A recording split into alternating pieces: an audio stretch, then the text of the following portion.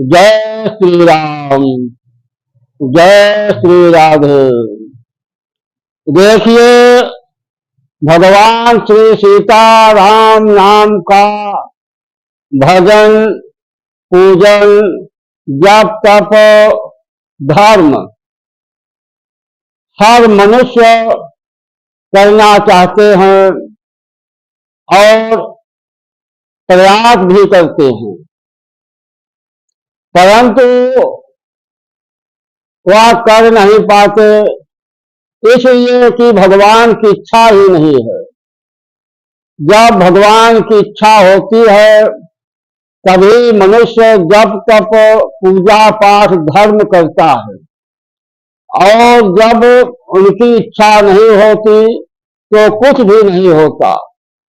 सबहि नचावत राम गोसाई, अपना फिरत दास की नाई। भगवान जो है सबको नाच नचाते रहते हैं, अपना जो है बैठे हुए हैं और देखते रहते हैं। तो सारा काज भगवान की इच्छा से होता है। जब भगवान की कृपा होगी तभी आपको पूजा पाठ धर्म सब अच्छा लगेगा।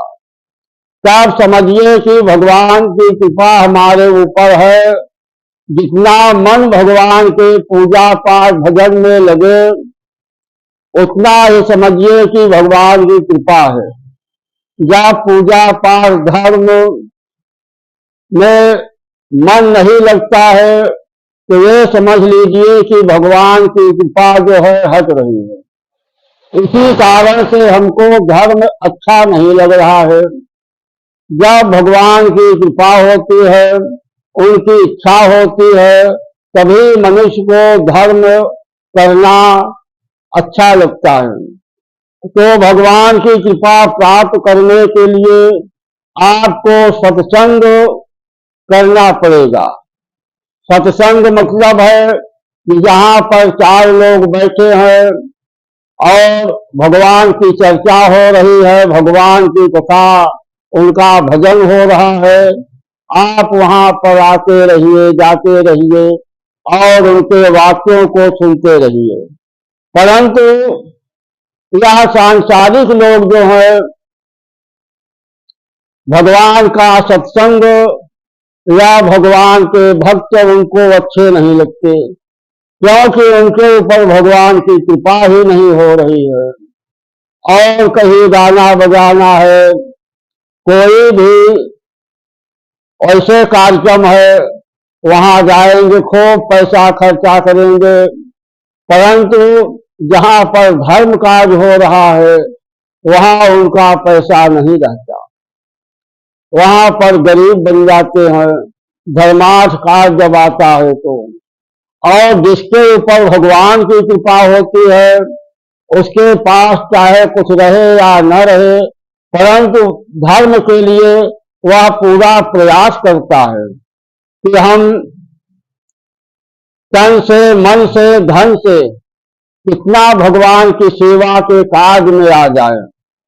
वह उसका मन इसी में लगा रहता है।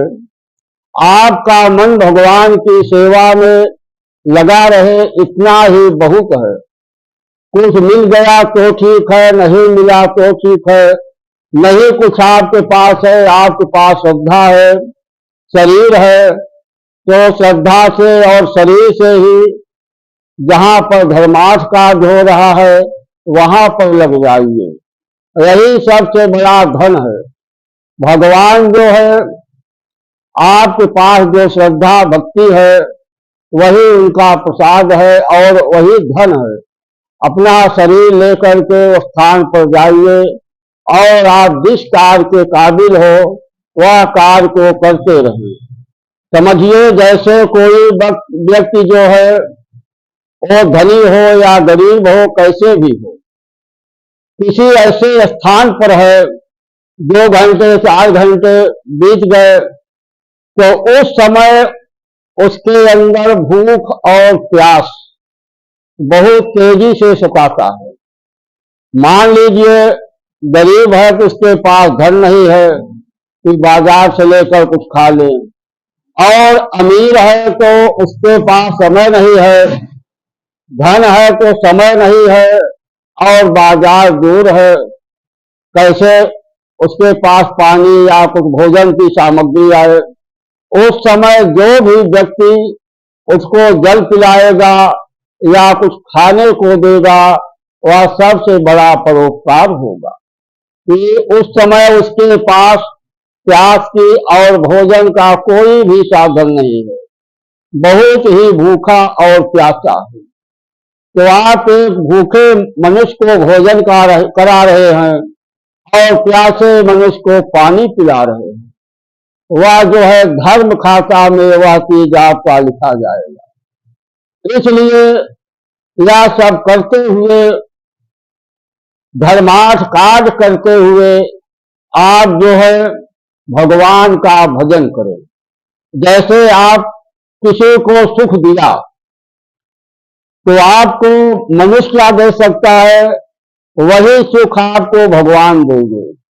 और किसी को दुख दिया तो भगवान आपको दुख देंगे, क्योंकि जिसको आपने दुख दिया है वह तो असहाय है और गरीब है, आपको कैसे दुख दे सकता है। तो उसके पक्ष में जो है भगवान आपको दंड देंगे, दुख देंगे। जो जैसा बोता है वैसा ही पाता है, जैसा करता है उसका फल उसे अवश्य ही प्राप्त होता है। इसलिए आप सारे धर्मार्थों को करते रहिए, तीर्थ यात्रा करिए, धर्म करिए, सब कुछ करिए, वह सब कुछ आपको यहाँ मिल जाएगा। आप जैसे करेंगे, आज नहीं को तो कल, साल 2 साल 4 साल में आपको उसका फल अवश्य प्राप्त होगा, क्योंकि धर्म का फल जो है मिथ्या नहीं जाता, उसका फल अवश्य ही प्राप्त होता है। परंतु जैसा आप जितना धर्म करेंगे उसका सारा फल यही मिलेगा, उससे आपको वैकुंठ प्राप्ति से और मुक्ति से कुछ लेना देना नहीं है।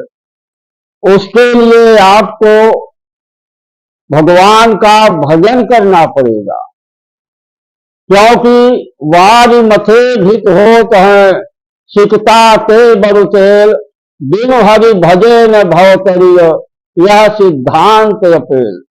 जब तक आप भगवान के भजन को सीताराम सीताराम या राम राम का जप नहीं करेंगे, तब तक आपको मुक्ति नहीं हो सकती।